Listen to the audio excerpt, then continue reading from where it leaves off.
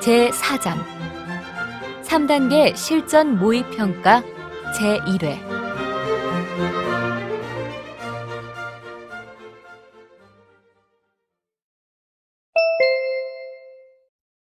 지금부터 구술 시험을 시작하겠습니다.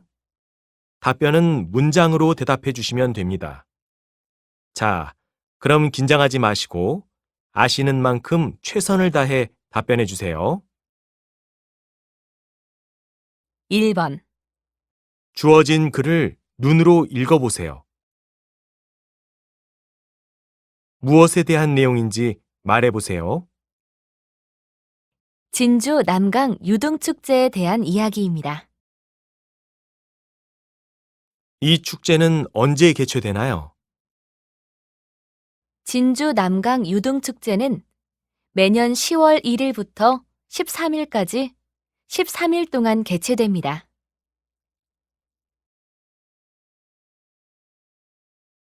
2번 이 축제는 어떻게 시작되었어요?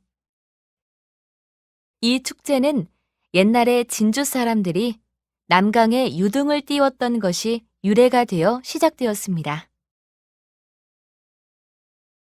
이 축제에서 어떤 행사가 가장 인기가 있어요? 유등을 만들어 소원을 적은 후에 강에 띄우는 행사가 가장 인기가 많습니다.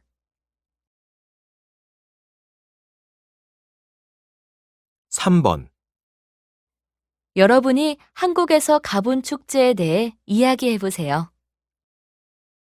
저는 진해 군항제에 가봤습니다.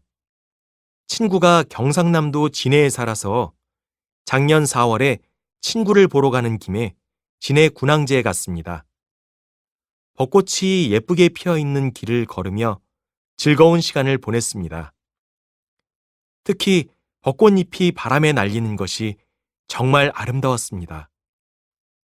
내년에도 또 진해 군항제에 가고 싶습니다. 여러분의 고향에도 축제가 있지요? 고향에서 가본 축제에 대해 이야기해 보세요. 저는 중국 하얼빈에서 왔습니다. 하얼빈은 빙등제로 유명한 곳입니다. 하얼빈에는 겨울에 눈이 많이 내리고 날씨가 춥습니다. 그래서 큰 얼음으로 빙등제를 하기에 좋습니다.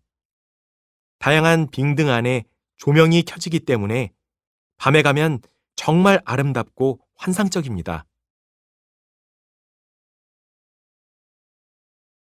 4번 사진 속의 이것은 무엇이에요?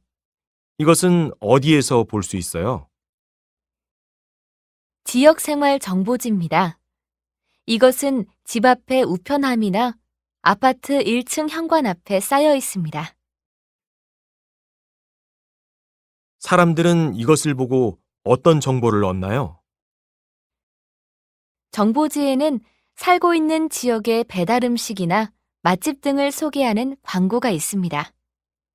또 집 근처 수리점도 소개해 주니까 무언가 수리해야 할 때도 이용할 수 있어서 편리합니다. 여러분의 나라에도 이런 것이 있나요? 그것에서 사람들은 어떤 정보를 얻을 수 있나요?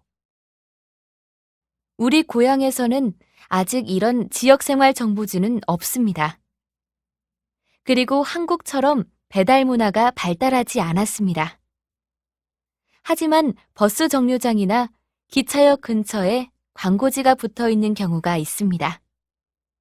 거기에는 주로 부동산 관련 내용이 많습니다.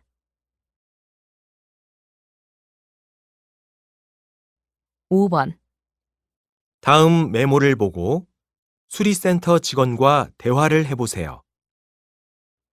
1번 상황